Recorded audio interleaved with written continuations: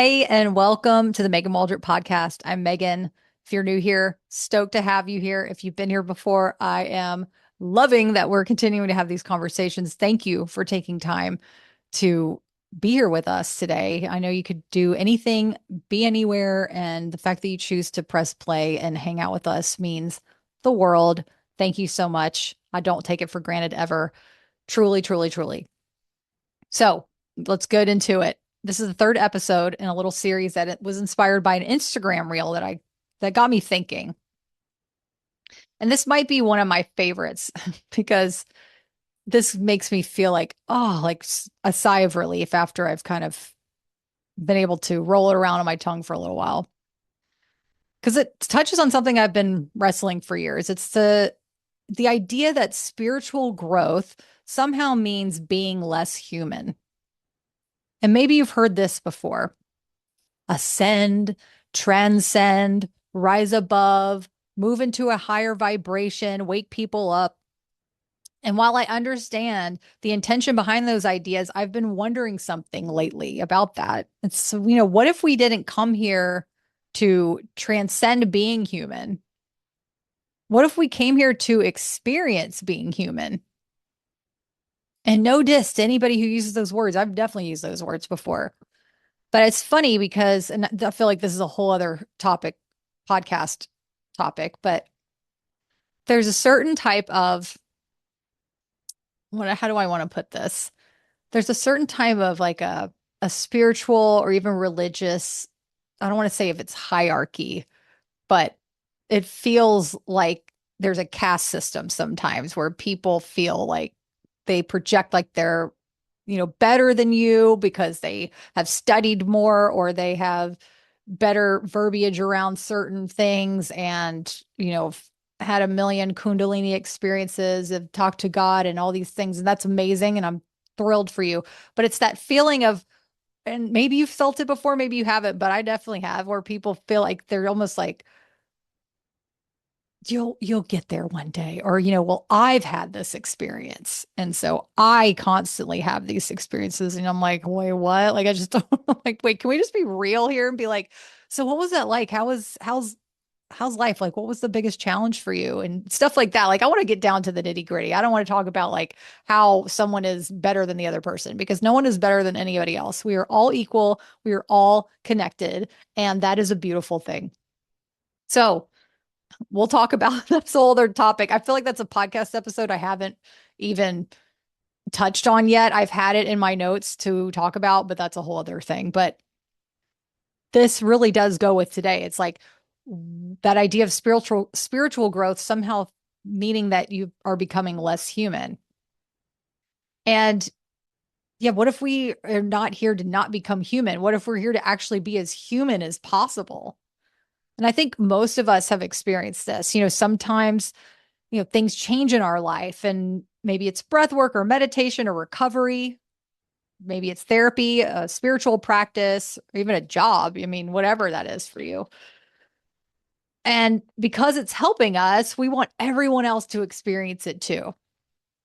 And I've definitely felt that way.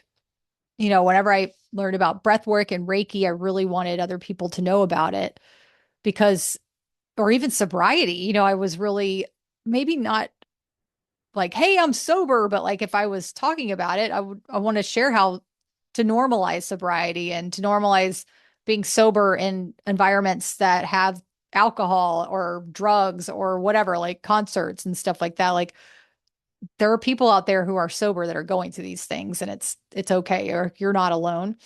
And you know, whenever you get on those topics, you're excited because you want to share that with others because it gave you relief. And so you want to help it maybe give others relief too.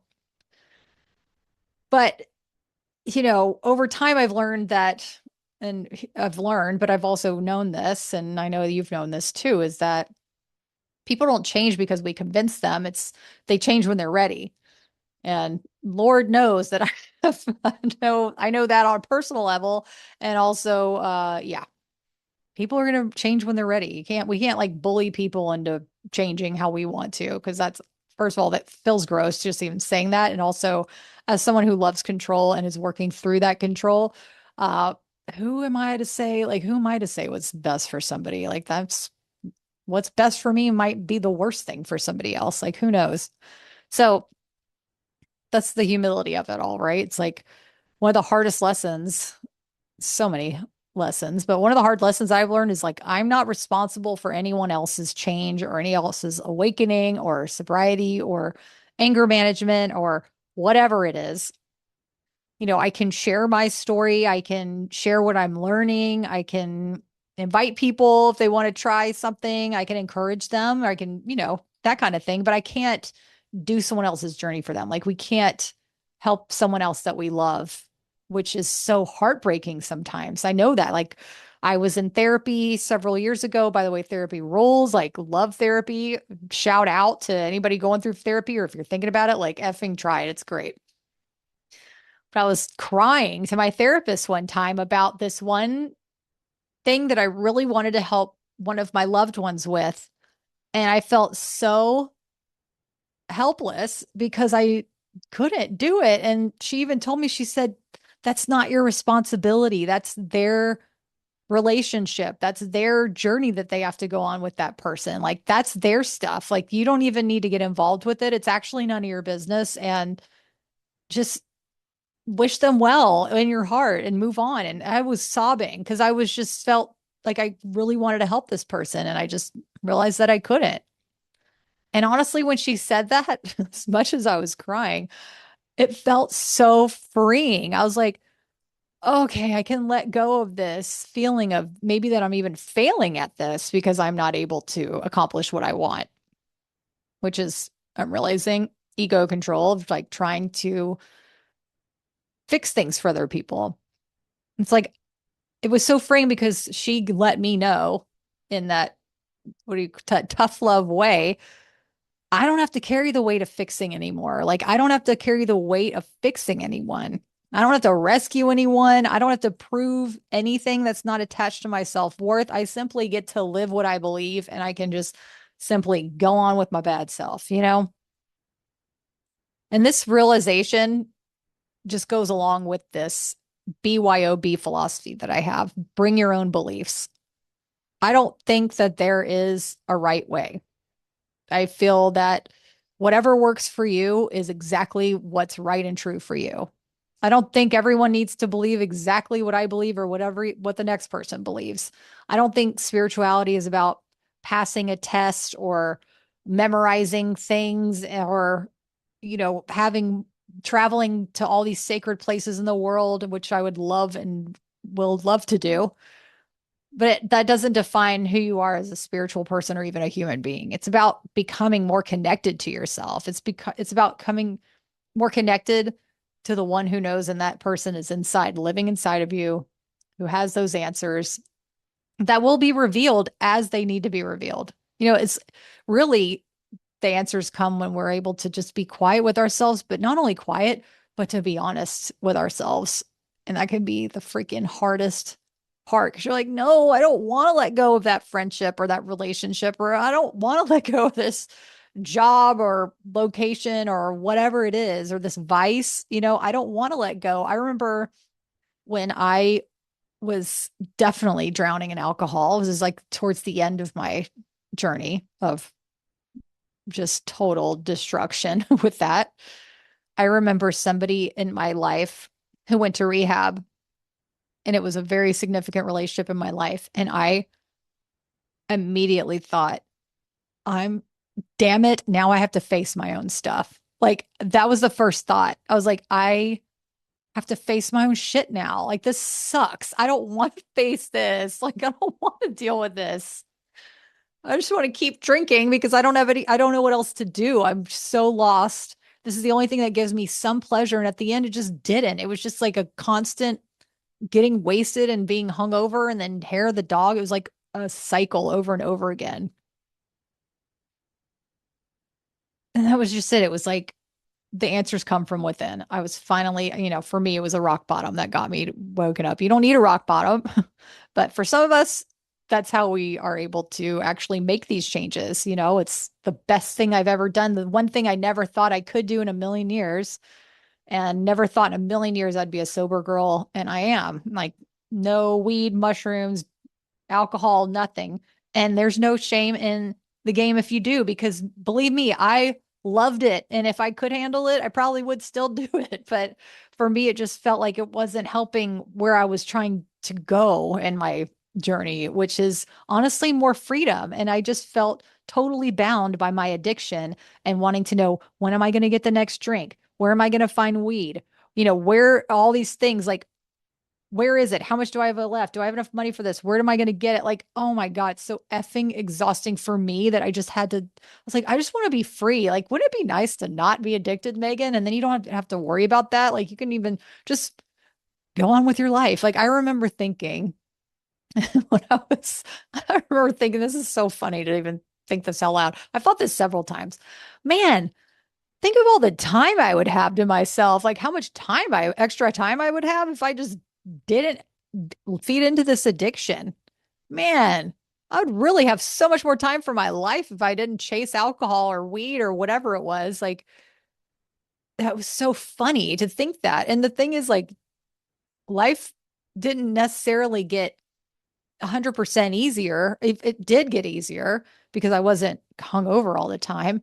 And it wasn't like my problems went away, but it made things way more manageable. Like, it was to the point where I was like, I can't imagine going through whatever is going on right now if I was drinking. And I know Chris and I have said that to each other too. It's like, can you imagine us going through this challenging time in our relationship if we were both drinking still? Like, we would, oh my God, like we would probably both be in jail. Like, who knows? It'd be terrible. Oh man. And here I am going on a tangent, which, by the way, I'm like, all I can do is share. I can't change anybody. I'm not trying to change anyone. I'm just trying to say, I'm bringing it all. Let me bring it home here. Is that the answers come when you're quiet. And the whole point of that tangent was, and sometimes you just don't want to be honest with yourself. And you're like, I effing don't want to do this. Like, it sucks. I don't want to do this. Quit effing telling me to do this.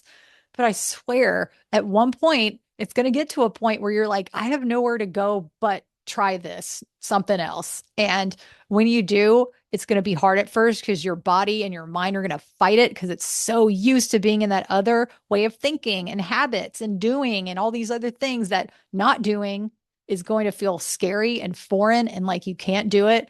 But I swear to God, if you just keep going, and by keep going, I mean by like, don't pick it up. Like, don't pick up the cigarette. Don't pick up the drugs. Like, don't pick up the drink. Like, just simple. It gets easier though. It gets easier. And then one day you'll be like, dang, I'm so effing glad that I don't have to worry about that anymore. Maybe it's a relationship. Maybe it's a job. Maybe it's somewhere you live. Maybe it's a landlord. Like, you don't even want to deal with that person anymore. Like, I don't know. Whatever it is, there are those things in our life that we're like, it's, that whole the devil you know is better than the devil you don't know. We're like, well, I know how to handle this devil. So I just don't know if I'm too scared. I don't know if I can actually do this other thing because I don't think I have it in me. But if it's even whispering to you, that means that it's in you. That means you do have the strength to do it. You do have the ability to do it. It's just waiting for you to take that path. And of course, at first it's going to feel scary and it's going to suck at times. But man, give it a few days, give it a week, like keep going. Surround yourself with people that are actually, talking the same talk as you are, listening to podcasts, reading books. I remember when I quit drinking, I read so many books about alcohol addiction, memoirs. Oh, love memoirs about drugs and drinking. They are my favorite. They were my favorite. I have a whole bookshelf of them. One of the best ever, if you want one about drinking alcohol or quitting, is Mary Carr. What is it? Oh man, let me look on my bookshelf. I can't see it from here. Anyway, look up Mary Carr. I cannot believe I can't think of this name right now. And Mary and then Karr. It's her most famous memoir. I think it was her first one on drinking. Oh man, so good. But I realized, and my mother-in-law came to visit us once, and I had all my books out there, and I was writing my own memoir and using that as research because it was really interesting to see how these writers used different metaphors and different ways to explain the exact same experience over and over and over again. I'm a former writer, or no, I am a writer, former journalist. So I love seeing the different styles of writing. And my grandma, oh wow. My mother-in-law comes in the room. She looks at my books and she's like, "Oh wow, these are your AA meetings." And I was like, Oh, wow. She said, this is your recovery program. And I never even thought of that before. But it's like you don't have to go to a group. If a group doesn't feel comfortable or you don't want to share it, reading about it has really been interesting. Listening to podcasts about it is really interesting just to know that you're not alone. And you're like, damn, I know that darkness. I've been to that place. And this person is writing about it because they're brave enough to talk about it. And they're on the other side of it, which means I can get there too. So it's all about getting connected to yourself. That spiritual path is not about passing a test. It's about getting connected to yourself, being honest and actually, you know, saying, F it, fine. I'll do what I'm hearing over and over again and nudging me not to make things hard on myself. I'm going to try this new way. That's you're building your intuition. That's building your values and that's giving you a more valuable experience. And the more people I meet, the more I realize that wisdom shows up in countless ways. It's really beautiful. And it's not owning it and saying, like, well, I know better. It's like, no, you know just what's better for you. You know what's been better for you than it was in the past. What's good for one is not good for the other. And maybe it is. Maybe it's something that you can take from somebody else and use it in your own life. So that's the thing is that, let's bring it home here. What I've been wondering the most about the spiritual thing is that we can stop trying to escape humanity and actually feel into being human. We don't have to alchemize these feelings of, oh my God, I have negativity coming. How do I make this positive? It's like, no, let's freaking feel into it and like let it move on. Feel grief when you're grieving, laugh when something's funny, or rest when you're tired. Like, if you're like, I'm tired, but man, that means I'm not productive. I'm not doing that. Just go lay down real quick. Like, set a timer if you feel like you don't want to lay down for too long, but just like drink some water, like go chill. It's all good. Let's love the people that we love while we're here and let's tell them about it. I tell my friends I love them all the time. And I know a lot of them, the ones that I'll see this weekend who I love so much, they're brothers to me. I've known them since I was 15. And I'll tell them I love them since in college. And I'm like, maybe they feel uncomfortable, but I notice as we've gotten older, they say it too. Like you get older, you start to realize those things. Like life is short. Let's tell the people that we love them. We keep showing up for ourselves, even after being disappointed. Failure, this whole failure thing, it's like fail big. I've heard people say that fail big. We don't learn when we're winning. We learn when we're failing. We learn when we fall down and we learn how and maybe not to do it that way the next time. Failing is actually there for our growth. Like that is actually that's how we flip that script. I'm again talking to myself here. If I had a job, like I had a big job coming up and I was so excited, this big speaking engagement, I was thrilled. And then something fell through and it didn't happen. And I was like, oh man, okay, I'm going to feel sad about this for a bit because I was stoked about it. They were stoked about it. They were so apologetic. It was just the stars didn't align. And I'm like, okay, instead of having this reflect on my worth, because it's not, it's like, what do I learn from this? Could I have been better prepared maybe for the speech? Like, is there certain things certain things are out of your control, but I'm just thinking, well, this gives me more time to be a better speaker next time. This gives me more time to research and have more of my points nailed down. And maybe this wasn't the breathwork technique I wanted to share. And maybe I want to share this one. So, trying to practice that around that, like showing up after disappointment. It's okay. That doesn't reflect my value. Being present. What does that mean? We're still learning what that means, but it's like, to fully engage, like how do we be present without thinking what the next question is that we're going to ask somebody else? That's a huge one for me. Sometimes I get so excited. I'm like, and then what? And I'm interrupting somebody. I'm like, how do I become a better listener? That's really what for me personally, presence is being a better listener. That's a huge one. And all I have to do is shut my mouth. It's that simple. It's like not being perfect. It's just being in it, like being in this game. Like, how do we get up in here? Because we look back at the moments that have changed us the most, it's not the moments that we were escaping being human. It's the moments when we fully experienced it, that sadness, the anger, the I'm done with this, I'm moving on, the heartbreak, heartbreak is such a big one. And then we keep showing up and then we just get stronger because of it. And what does that mean to get stronger? Is that, oh, we have more acquired knowledge to use for next time. That's what strength is. The acquiring. It's like building more knowledge, building that muscle, building more knowledge. That's the strength. And that's why breath work is also often described as a spiritual practice because it's deeply human. The breath we take, the first breath we take when we're out of the womb, that is the beginning of our life on this planet Earth that we're able to truly experience. And the last breath that we take before we leave this earth, that is our souls transforming, however you believe, BYOB it. That is us leaving this earthly human body form, is that breath, that last breath. How amazing. And we get to breathe all the time. We don't even think about it. And because that is so deeply human, we're able to use that breath to bring us into our body, into this moment, and into our actual life. Even just noticing the breath. It's not about doing an hour-long session. It's not about doing a 20-minute session. It's about just inhaling through the nose slowly and deeply, in the sense of like bring that breath down. Like you inhale it down to your belly and slow. It's about slow inhales. It's not about deep and big and loud. It's about slow and soft.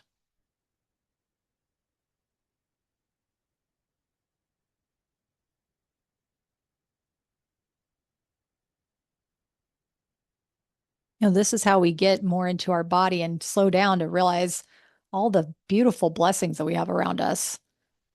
It's not the life that we're hoping to get to one day. It's this one that we have right now, that at one point was the life we were wishing for. Sure, there's going to be moments that are challenging and aren't going to work out the way we want, but that's just life redirecting us into where we need to go. And whenever we're able to be honest with ourselves and be quiet, and there's always going to be more, there's always going to be more room for growth. There's not going to be a time where we're feeling like, and we're done. Like that's the end of the road. Like that's our last breath is when we're done. You know what I'm saying? But that's exciting in the sense of we have so much more time to grow, but all within that, there's so much more joy to be had. And so I'm going to leave you with a few questions too. So you can ask yourself, where am I trying to convince someone? What would happen if I stopped trying to wake people up? Like, what would happen if I stop trying to change people or control that? What if my job isn't to teach everyone? What if my job is simply to live what I believe? To simply live what these little nudges are inside of me telling me what to do, and I'm really scared and I don't freaking want to do it. Like, what if my job is to simply maybe, all right, fine. Like, let's just do it your way. Little voice inside of me that knows better, that knows what's going to be the next best move, or at least get me to another place that's going to help me make a decision to find that next place, to find that next place. It's always about moving forward to figure out what that next step's going to be. It's not ever going to be a straight line. That's boring anyway, right? So yeah, it's like, how can we just listen to ourselves more? And it starts with just having a little moment, little breath. And it can be in the car, it can be in the bed, it can be sitting on the couch watching TV with your loved ones. So if you're craving more of that connection and that breathing room for yourself, I'd love for you to download the Breathing Room Toolkit. Simple practices in there, PDFs that you can pull up on your phone whenever you need it. Because sometimes the most spiritual thing we can do isn't to transcend life, isn't to transcend out of this human life. It's to arrive to it. It's to show up for it. It's to participate in it and to make it our own. Don't let all the outside define us. You can let that outside help us redefine ourselves. Like, what does that mean for us? I'm here on this journey with you, y'all. Thank you so much for being here. Until next time.